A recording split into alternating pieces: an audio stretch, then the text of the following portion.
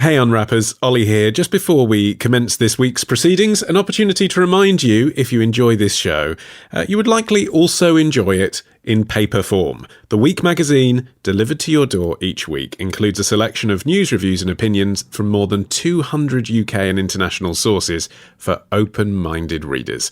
And we've got a special offer for you podders. To get 6 free issues and a free Moleskine notebook, go to theweek.co.uk/offer and enter the promo code POD25.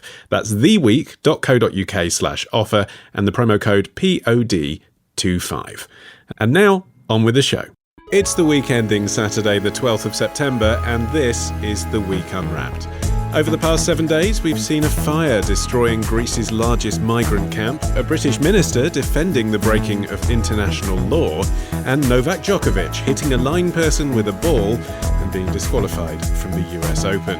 But we're here to bring you some stories that passed under the radar this week. Big news not making headlines right now, but with repercussions for all our lives. I'm Olly Mann. Let's unwrap the week. And joining me today from the Week's digital team is Joe Evans. From the Week USA, we have Jessica Hullinger. And from Money Week, the man who makes the global economy sound gloriously Glaswegian, Mr. John Stepek.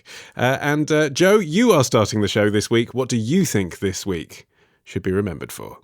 Will high drama in the Himalayas be the next big geopolitical fallout? I go back many years, and I am concerned that minor miscalculations and small incidents lead to bigger conflagrations. And what we need is, we are now, the troops on both sides are now in almost an eyeball-to-eyeball kind of a situation. Former Indian National Security Advisor M.K. Narayanan talking this week on CNBC. So, Joe, I must say, when I think of troubles on the Indian border, my mind immediately turns to Pakistan, but this is the border with China. Yes, so this week the first bullets were fired across the Himalayan frontier that divides China and India in almost half a century. So according to India, it was Chinese troops that crossed the line of their disputed border and approached an Indian position firing. Obviously, China disputes that description of what happened. But it is the latest example in an escalation of tensions between the two neighbours, the most prominent of which was a hand-to-hand brawl between soldiers in June, which saw the first fatalities in the area for 45 years. And this came after other men were suspected of being kidnapped by the Chinese from India? Yeah, so it's a slightly, again, hazy story and nobody can quite verify exactly what's happened, but there has been a suggestion that Indian villagers have been kidnapped along the Chinese border in, an escalation of tensions. The two countries are divided by a heavily disputed, what they call line of actual control. So it's actually a frontier, which is there in lieu of an agreed international border. And the whole thing is, as often happens with these disputes, it's sort of an overhang from sort of slapdash colonial cartography that means that the border is fairly undefined and heavily disputed. OK, who'd like to give us a brief historical overview then of the tensions between China and India? No one's raising their hand, Joe, so I guess it's you. Yeah, as I bought it, I guess I have to do that. So the two sides fought a really brief but very, very bloody war in 1962. That ended in the ceasefire that established the line of actual control. It didn't necessarily put an end to sort of skirmishes between the two, but in 1988, they then decided to establish a slightly more forward-looking relationship, putting aside things like the border dispute in order to build up their economies and also build their position on the international stage. It didn't necessarily mean that the dispute went away, and they still have a very different view on where the exact location of the border is. There's often standoffs between troops from either side, and actually both sides tend not to arm troops on the border in an effort to avoid a more dangerous escalation. So often these things are just sort of standoffs, sort of football-style fallouts involving a bit of pushing and shoving and chest bumping. But yeah, on this occasion, weapons were fired, and the danger of escalation obviously is increased when there's fatal arms involved. I suppose for the rest of us, Jess, it might make us think about relations between our countries, the US and Europe, with China more than India, because, you know, China is going through a moment where they have very tense relationships with a lot of nations. Should we be adding India to that list?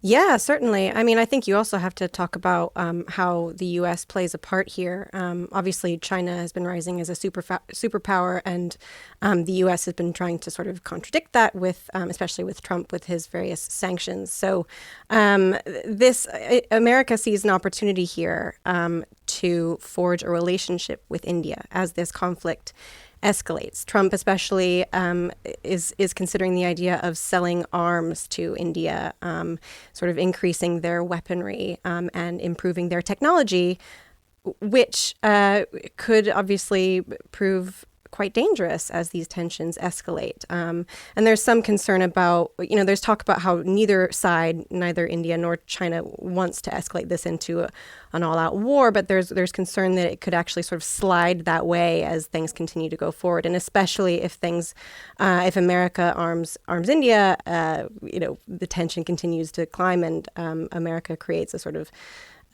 relationship with India, and it has backing. It could bolster India and make it a bit more aggressive, I guess. That's very interesting economically, isn't it, John? I mean, India's going through a tough patch at the moment, isn't it, with coronavirus? Might they be thinking, escalation with China could be good if we get money from America? I mean, I think that may be a stretch too far, but there's definitely an economic angle to it. I mean, you've got the fact that China is rising. I mean, this is all part of China's rise to, if you like, kind of combat America as the global superpower. It's not just having issues in India, obviously, as you said. It's kind of making itself even more assertive in places like the South China Sea and various other parts of the world where there's kind of border disputes. And it is a really tricky situation. What we've seen a lot recently is kind of pundits kind of coming out with this term, the Thucydides problem, which is basically a classical reference, and I've no idea if I pronounced that correctly or not. But what it boils down to is, in ancient Greece, there were the Spartans and the Athenians, and they were essentially destined to come to a fight because there were basically the two big guys on the world stage, and one of them needed to knock the other one down. And it's the same sort of problem with America and China. Eventually, there's a sense that there's a sort of inevitable conflict going to arise. And really, to a certain extent, it's kind of about what actually triggers that. A classical reference and no Holden on the show. What are you going to do? This seems like the kind of thing that the UN would usually be called upon to mediate. Why hasn't that happened? I mean, partly because China's ability to work with the UN is fairly limited by its internal secrecy. And it's interesting the way you talk about the economic angle on this, Ollie, because it is kind of an economically driven dispute. The reason China and India were able to get around a table in 1988 and form a compromise was because they were kind of near equals on the world stage at the time, and there was a shared interest in growing their economies and building their position on the world stage. That's obviously shifted now, where both China and India have had meteoric rises since the late 80s, but China now massively outweighs India's economic wealth and economic power. It's almost 5 times, the GDP of China is almost 5 times that of India. And as Jess points out, India is being bolstered by the US in terms of defence spending, but also China massively, massively outspends by almost 4 times what India spends. While India has risen in terms of economic and global power in the last 3 decades, its relative strength to China has greatly declined, and China's interest in maintaining that good relationship and kind of putting aside border disputes and things that at the time were considered less important than economic growth has waned, essentially. I think it's also worth talking about what's at stake with this land. So I read in the AP that the standoff here is over disputed portions of landscape in an area that boasts the world's highest landing strip and also a glacier that feeds a really large irrigation system, one of the largest irrigation systems in the world. So, in thinking about this, what's at stake, that kind of puts it into perspective. It makes sense that there would be a dispute here. It's not just about borders. It's not just about, get off our land. This is ours. It's truly about resources. If it were to escalate then, John, you're talking about 2 nuclear powers. You're talking about the world's 2 most populous countries. Should we be worried? I'd like to say no, but as soon as you say the words 2 nuclear powers, then I think you've got to worry, because, we moved from this world where it was basically Russia and the US keeping each other in check, and therefore all the other nuclear powers simply be mutually assured destruction. In a funny kind of way, India and China, people don't think about mutually assured destruction in the same way. It kind of feels like, I guess, almost a more localised war, but it's a localised war between two massive countries that do have nuclear weapons. So you've got to think that if it does escalate to that kind of point, then we're all in serious, serious trouble. So the world does have a real interest in trying to kind of get this resolved in some way. Where do you think it's going to go next, Joe? It's difficult to tell. So in June, India and China sort of, despite the posturing on the border between their troops, they did both sort of suggest that they wanted to keep the tentative balance of sort of peace in check. The last time that there was sort of any real danger of a proper conflict between the two was 2017, when there was actually a military clash. Two armies squared up over a mountain pass, and it lasted for around 73 days. It doesn't look as if this kind of exchange of fire, which is sort of the only time that bullets have crossed the border since the late 80s, is going to turn into the same thing. Having said that, as the former Indian defence advisor said in the clip at the start of this, it doesn't take a lot to push this sort of fairly fine balance of peace into a more serious conflict. It is in both countries' interest not for that to happen, but as we've seen many, many times, it doesn't take a lot to sort of set the powder on fire and cause a massive explosion that will turn into a proper conflict in the Himalayas. And whether that happens or not, I don't think I'm necessarily in a position to predict, but it's certainly not in the world's interest, and definitely not in India and China's. But Jess, isn't the real politic that actually there's so much else going on at the moment? The election in the US, coronavirus pandemic around the world, the economy tanking. They're going to have their minds on other things, even if in other circumstances this might escalate further. Sure, yeah. I mean, I think that we're living in a world right now where the news cycle is fast, and it's all devastating. It's all distracting. It's really hard to, when there's so much going on at home in the States and in the UK, it's really hard to focus on international stories sometimes. But I mean, even for the Indians and the Chinese, it might be hard to focus on this when they've got pandemics to fight. I think that might be true, but I also think like there's quite a lot. I mean, especially in India, there's quite a lot of sort of PR happening where there's a lot of anti-Chinese nationalism being promoted within the community. So, yeah, I think there's a strain of anti-Chinese nationalism sentiment within India that's being promoted sort of by the government that I think is.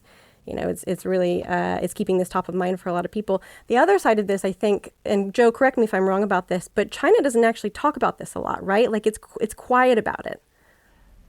No, you're quite right. I think, as I said earlier, the economic imbalance between China and India means that China don't necessarily view India as the threat that they would have done in the late 80s that drove them to the negotiating table.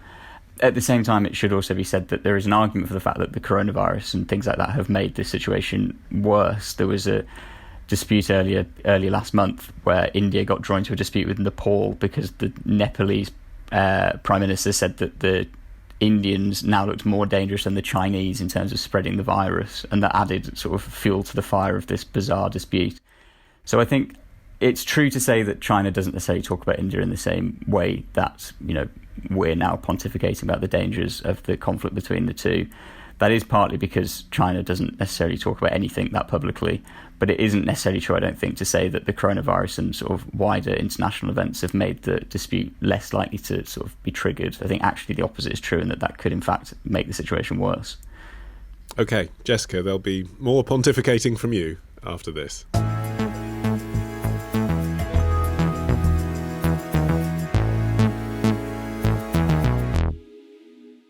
Jessica, your turn. What do you think this week will be remembered for? The Father, the Son, and the Holy Zoom host.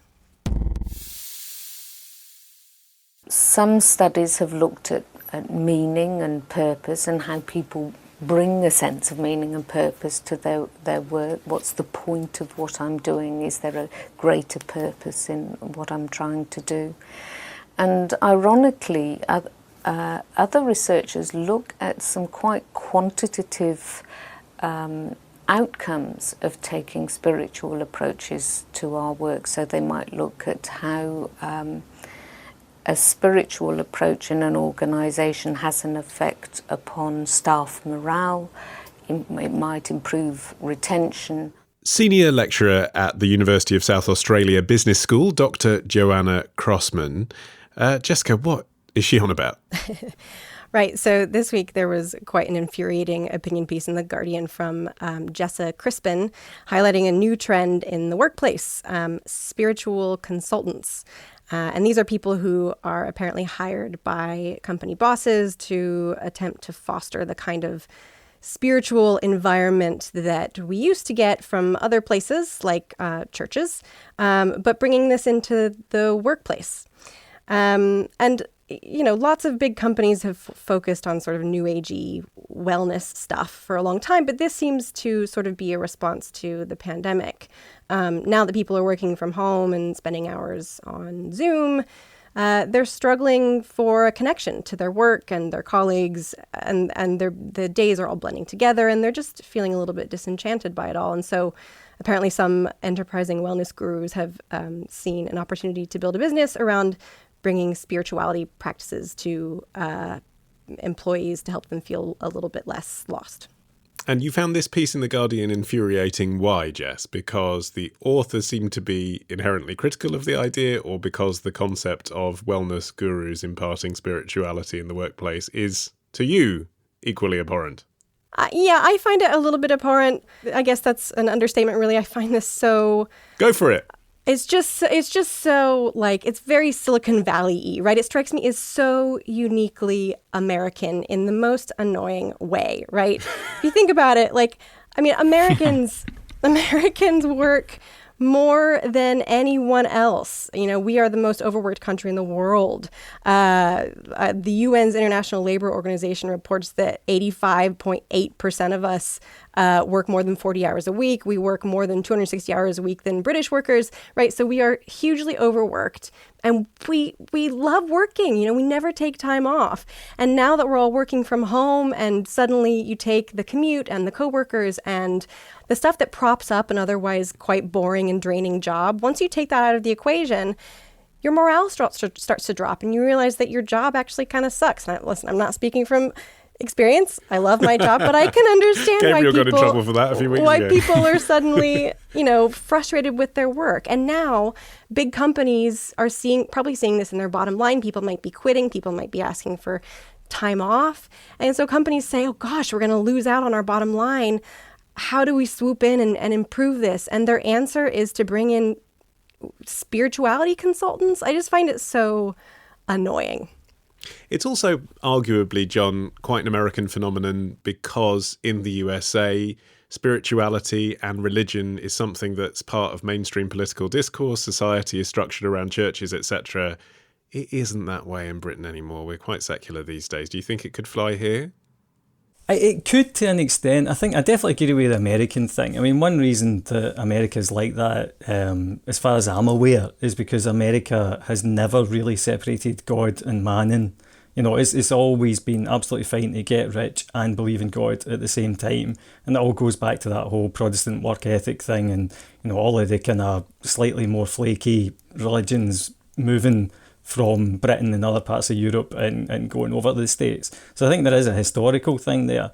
I do see that this could come over here, though, because it's probably in a different format. The other thing that I see about this is it's almost like HR mission creep. So you've got a human resources department, and human resources, they do a lot of good work, but an awful lot of it is also the kind of casting about, trying to find things to do in between, making people redundant and recruiting people and all those sorts of things. And so a lot of it ends up being a kind of, cultural things. It's almost like greenwashing. Whenever companies say something ethical, but it only goes skin deep. It's similar with this sort of stuff. It's like, we care about your happiness and your mental well-being, but really those are massive issues. You can't have an on-site psychiatrist for every single individual in your office. So what do you do instead? You offer yoga lessons, or a nod to some other sort of spiritual thing. So yeah, I can definitely see it come over here in that format. And I suppose I should just say, if you are a follower of one of the religions that John just termed as flaky, you're very welcome to the show.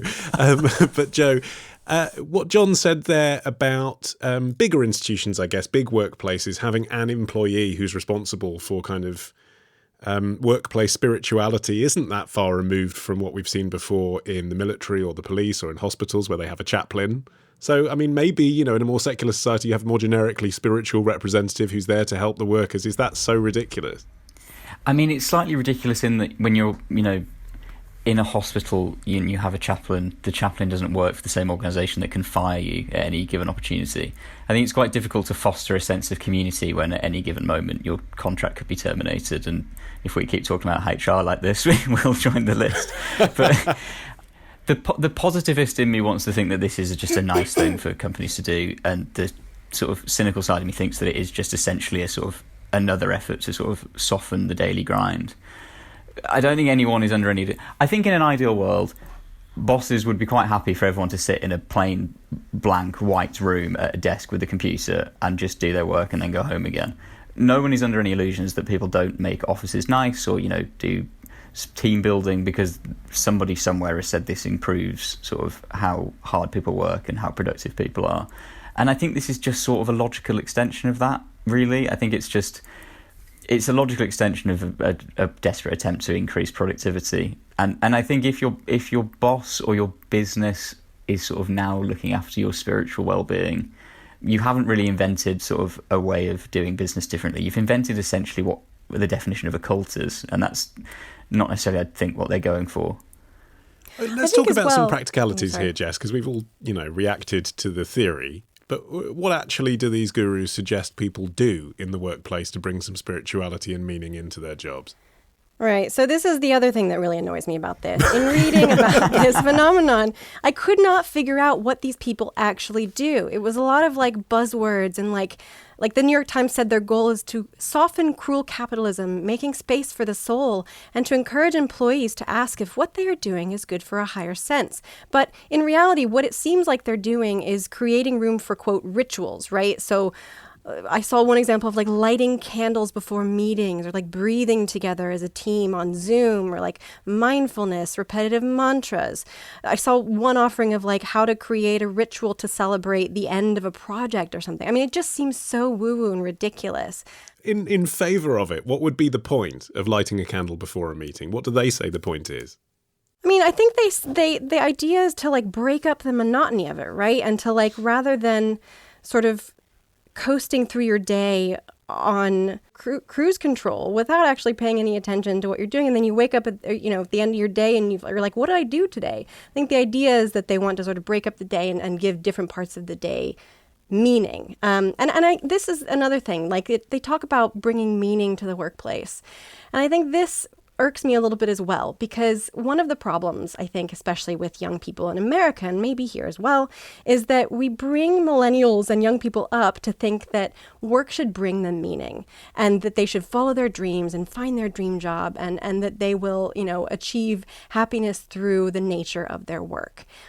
At the end of the day, that's a really nice idea, but I think that it's a lie. I think it is a really nice idea to think that your work will bring you loads of happiness and meaning, and I think it is an extreme privilege if that's the case. But the reality is that for a lot of us, work is fun and we enjoy it and we enjoy our coworkers, but at the end of the day, it's nice to log off and go home to our families and go do something else. Putting all of your eggs in the basket of work and saying this is the thing that should bring you meaning is a losing battle. And I think probably that's what a lot of companies are experiencing now. Now that people are working from home, they realize that maybe their work wasn't bringing them all that much happiness to begin with. But isn't the spirituality aspect, I suppose, a kind of NLP programming, John? You're basically saying to someone, think of the monotonous tasks, the bit you don't enjoy, the admin, the stuff that's tedious, that doesn't bring you any particular fulfillment. Think of that in a different way as part of a larger piece. Think that you have to yin and yang it. That's all it's doing, isn't it? I mean, you sort of understand why psychologically that might help someone. Well, look, I think that while I don't appreciate the cynicism, I think with which some of this is pitched, particularly when people are talking about alleviating the cruelties of capitalism, as if capitalism is cruel in the first place, is wrong. But I think Jess hit on a very good point there, where she was talking about the whole thing of breaking up the monotony.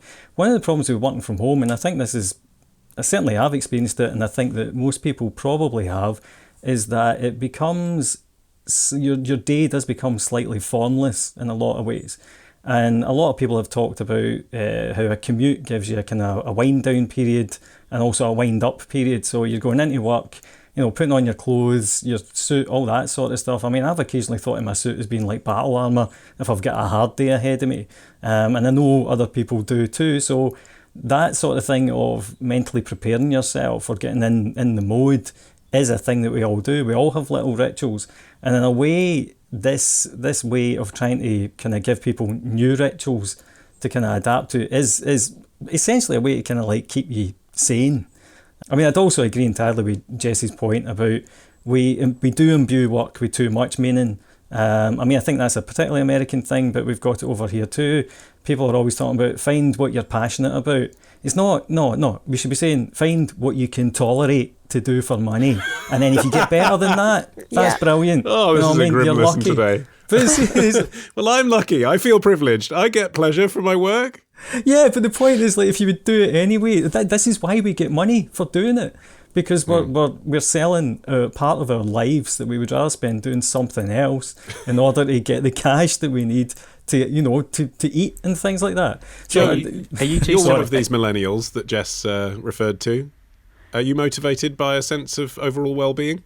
I was just wondering whether Jess and John are still on the school speaking circuit, because it was really hugely inspiring. I don't know. I think I am actually one of these people that I do sort of I do get meaning, I think, from what I do.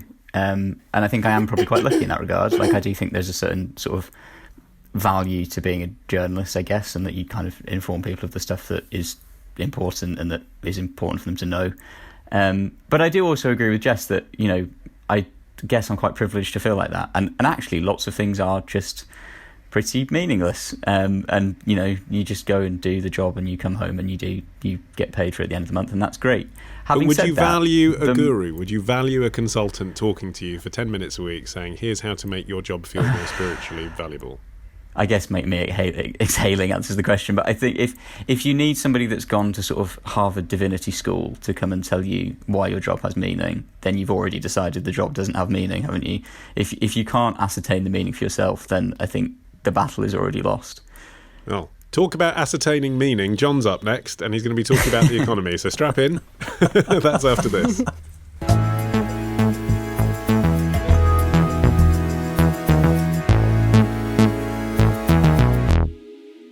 John, you're finishing the show. What do you think this week will be remembered for? Markets woke up to a major power shift in the world of money. How problematic is it, Dennis, that the only inflation that we're seeing right now is asset price inflation? Well, it's part of the problem that today's action actually is focused on, and that is for now several years. I think it's 7 or 8 years. The Fed has not been able to meet its 2% inflation target. And it begs the question of whether our current theories of what drives inflation, how inflation works, really are accurate, and whether we know in this world how to get inflation up. Dennis Lockhart, former Atlanta Fed president, speaking to CNBC last week. John, why is the US Federal Reserve your story of this week? Well, we've seen a big wobble in markets this week, and that, I believe, is at least partly down to investors waking up to the implications of what seemed like a very minor change in wording as to the Federal Reserve's economic goals, which came at the end of August. Okay, so the thing we saw this week was tech stocks down, right? Yeah. Shares in Tesla and Apple and Microsoft down. Yes, aye. So we saw a drop in those, and I think that's basically just a bit of a canary in the coal mine. So going back to what the Federal Reserve said at the end of August, I'm going to try and explain this as simply as I possibly can. Yeah, why do I get the feeling this segment's going to be what we call an explainer? I just have that sense. But go for it. I'm here. I've got my pen and paper ready. Long story short, the US Central Bank's priority has been to keep inflation at around 2% a year. Now, that hasn't happened. It's mostly been somewhat below 2%, mainly because of the financial crisis and other things like that. What it said at the end of last month is that it will now allow inflation to go above 2%. It's going to target an average over a long period of time of 2%. So that means if it's been under 2% for ages, it's going to be able to go above 2%. Now that's one change. The bigger change is it's now going to focus on getting unemployment lower, because the Fed's got two jobs basically. It's to try and keep inflation at 2%, and it's to try and make sure that within, as long as inflation's at 2%, there's as many people working as possible. Now that all comes back to a theory that was kind of dominant in the 1970s, that there's a trade-off between unemployment and inflation. So basically the story goes, if you've got too many people working, that means there aren't enough workers to go around. Wages are going to go up, inflation's going to go up, and you're going to end up with a spiral whereby you get what happened in the 1970s, which was very messy. And that was kind of epitomised in an equation called the Phillips curve. So basically, as unemployment goes down, inflation goes up. So in effect, monetary policy from central banks has been about setting off the level of unemployment that we have to have in order to keep inflation at 2%. But what can a central bank do to influence the rate of employment? Well, this is where the equation comes. So if interest rates go up, what happens is that companies have to pay more to borrow, and that basically means they need to save money, and so you get rid of more people. So if inflation is becoming a problem, then you push interest rates up, you slow the economy down, and that means that unemployment goes up, and also that inflation goes down, because it's all about balancing supply and demand. But it's a lot closer to a government policy, isn't it? I suppose that's what I'm getting at. I mean, you sort of understand why a bank can why a bank can control the level of interest, but to actually say to a bank, our target is employment, that's something that Parliament does. Exactly. Now, this is where we're getting to the crux of the matter. Central banks were made independent in the first place, and this was only back in the kind of late 1990s that everyone agreed on it.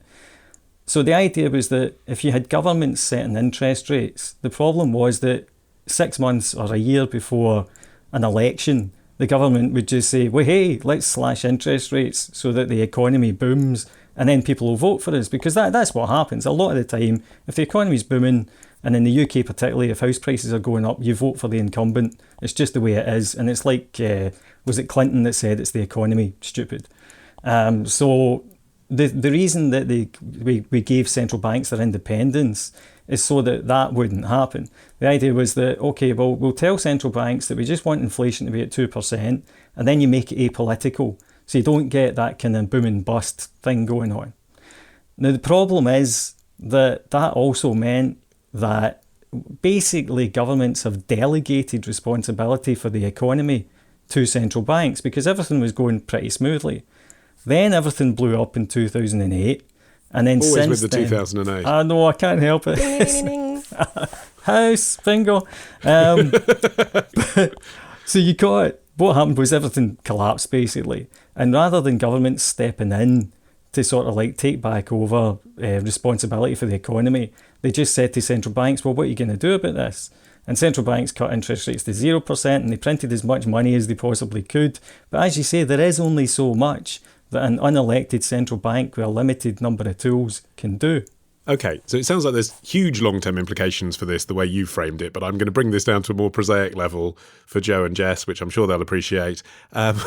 Joe, I guess what I was thinking in terms of asking you is it a good thing that governments can take control of their economies again? Like, have they been in thrall to the banks for too long? And Jess, I'd be interested to know what you think about the US election around the corner as well. But Joe first, what about that? Could it be a good thing?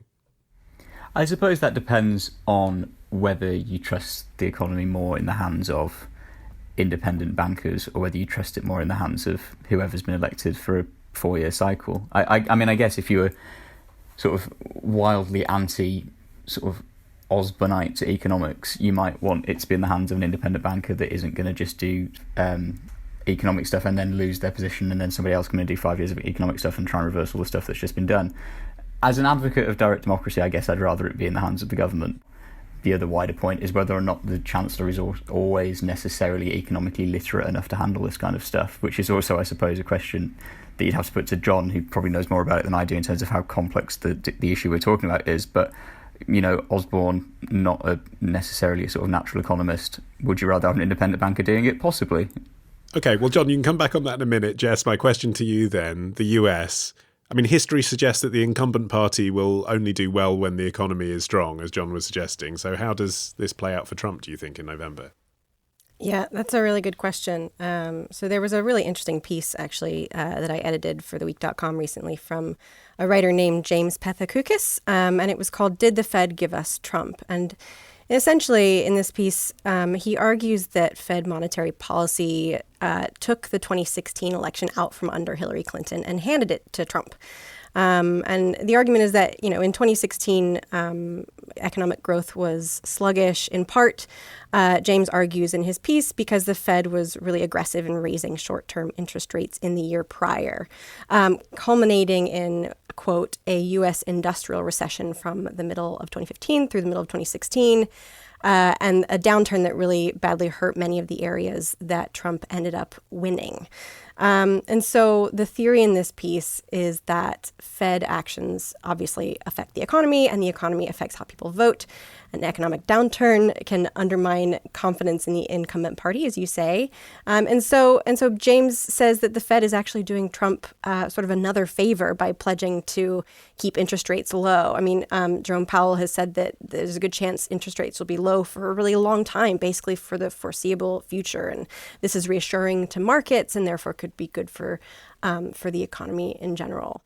So that's a really interesting take. I'm not an economist, and I don't understand this stuff the way that John does. But looking back through history, it's interesting to think about how the Fed has, turned some dials and knobs, and how that could have inadvertently affected outcomes of the election.